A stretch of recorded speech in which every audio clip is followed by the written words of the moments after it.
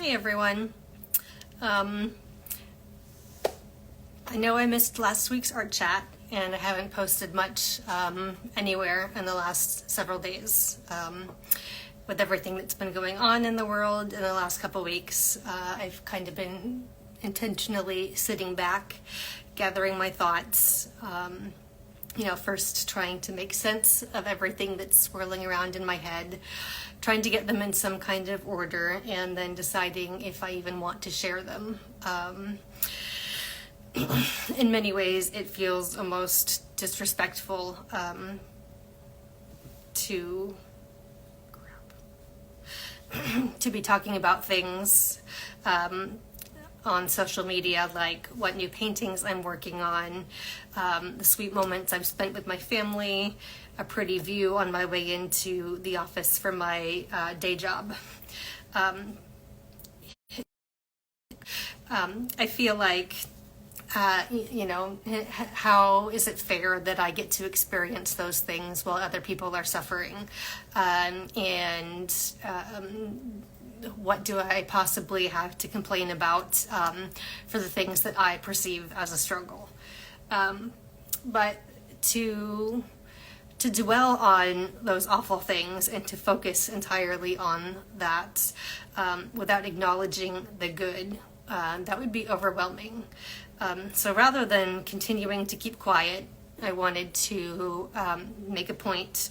I think it's important to share my thoughts on the topic of everything that's going on in the Middle East. And I'm not going to get political. This isn't about that. I'm not interested in politics, or I'm not going to get into that. What I will do, I will keep making, because it's part of who I am. It brings me joy, and I believe that what I create and share can bring hope and inspiration to other people. Even if nothing else, maybe I can provide a moment of distraction in the midst of chaos and sorrow. I definitely am not the ultimate permission giver for anyone else, but maybe some of my thoughts will encourage you or give you something to think about, or if you're creatively stuck, maybe this will give you a little push to start creating again.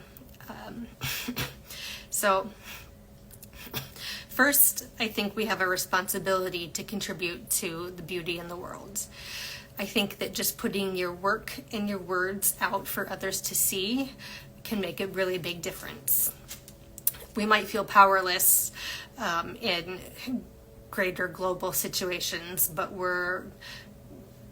each of us are responsible for our own actions, and that's really the only thing we have control over.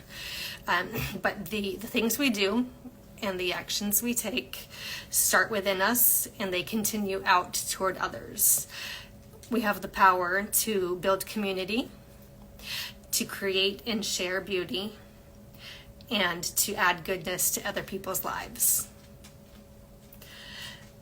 Can that power be stronger than the need of others to spread hate and fear and destruction? I don't know, but I think it's important to try. And for sure, if we don't try, then it'll never happen. We'll never be able to make any progress or headway against that. Second, I want to let you know that it's okay to feel multiple emotions all at once.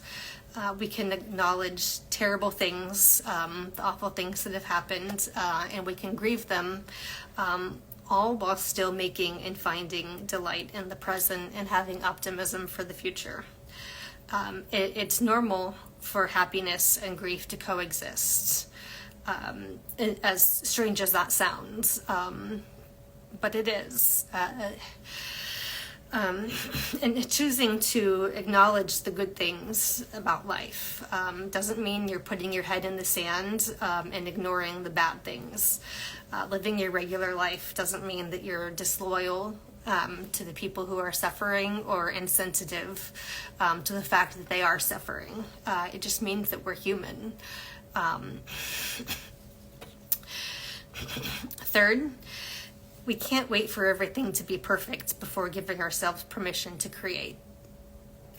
It's understandable to have second thoughts about making the time to create during times of crisis or difficulty, and never mind choosing to share those things. But the reality is there's always some kind of crisis going on, whether we hear about it in the news or not. And if we wait for all that suffering and injustice to end, we'll never accomplish anything. We'll never make anything.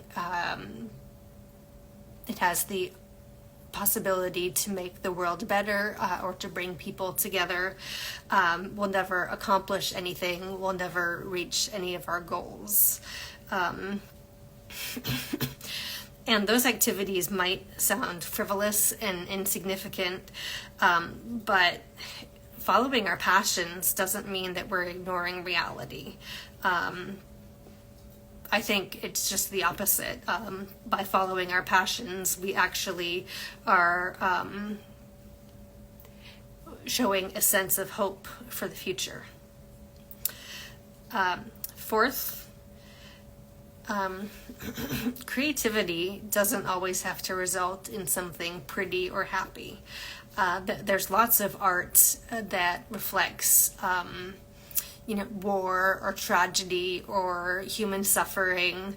And there's a lot of reasons why it's important to make art on the individual level. With that kind of subject matter, you probably don't really make it and put it out there in an effort to become famous for it. Really, that art in that context is, it's more for self-expression. And again, on the individual level, it can be to process strong or difficult emotions. It helps us connect with others. It helps us speak without using words. And that's really what art is all about anyway. It's a way to distract ourselves from the scariness, or to refocus on beauty and joy. And it doesn't matter what your outcome or the finished product is. It really doesn't. You don't have any obligation to share it with other people. You don't have an obligation to even keep it. You can throw it away, crumble it up and toss it in the garbage, or burn it. It really doesn't matter. In that context, it's really just, it's therapeutic for you. So whether you choose to put it on social media or make it available on your website, that's up to you, but it doesn't matter what you do with it. Lastly, and this is maybe most important, I've seen a lot of debate on social media these last several days about people posting as normal, whether it's home decor or design or art or just about their everyday lives, and they've been getting a lot of flack for just following their normal posting routine and seemingly ignoring what's going on in the world and how other people are suffering. And then there's other people who are posting only about all this situation. And there's a line somewhere in the middle between being informed and being consumed. I think personally that it's important to recognize reality, to be aware of what's going on with current events, and to be vigilant with our surroundings when we're out and about. But our human hearts aren't made for dwelling on awful things for so long. We can only take so much heartbreak and heartache. I think there has to be moments for contrast and balance against all the ugliness. And we have to take steps to take care of ourselves and to protect our hearts and our spirit and our souls.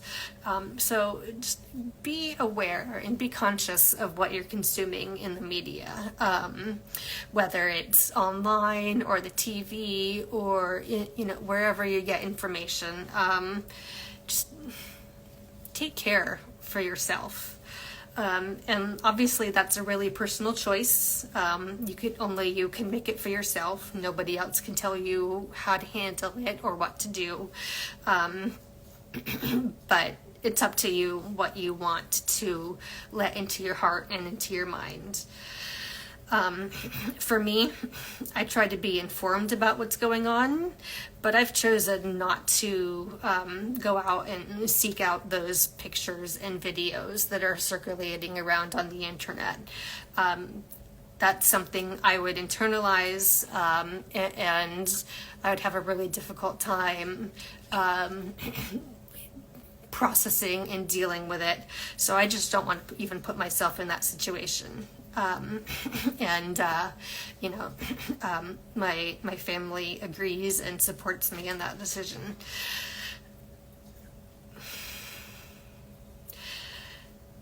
One of my friends on Instagram a couple of days ago was having trouble finding the right words to describe her feelings. So rather than adding a caption that would just contribute to all the noise of other people's opinions, she decided to share a poem by Maya Angelou, and I wanted to share it with you too. It's called Continue.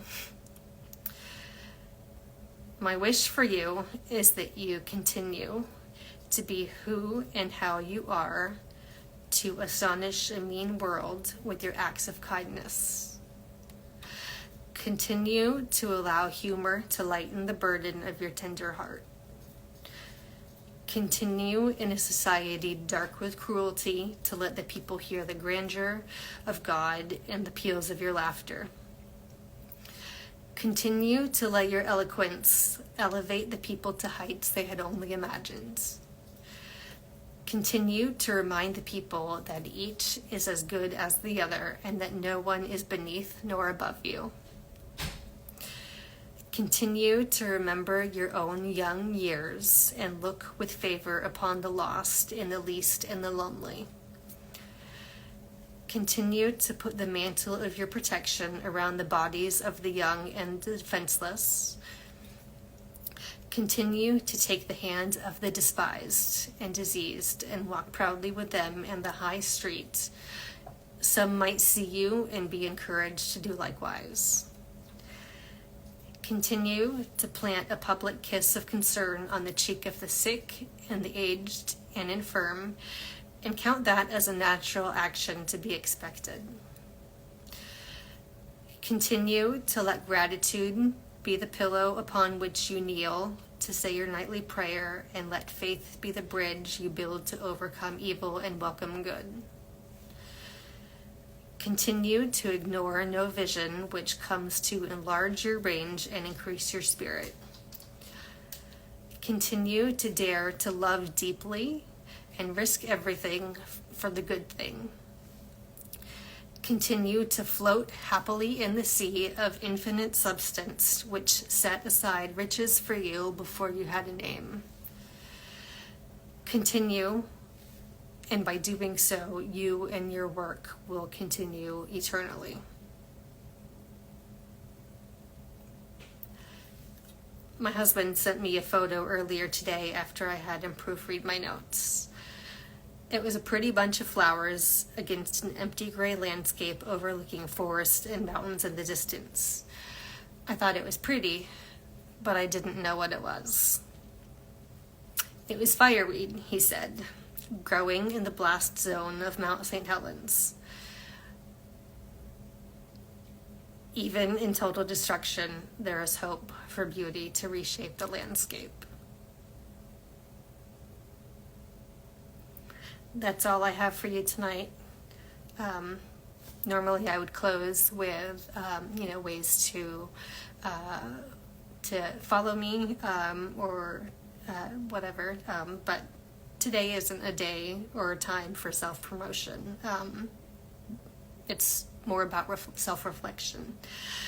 I hope that some of these thoughts I've shared resonate with you, that you're inspired to keep creating, to keep making, to keep following your passions, even when everything seems to be falling apart. Hold your families and the people you love in your prayers and keep them close. I'll see you next time.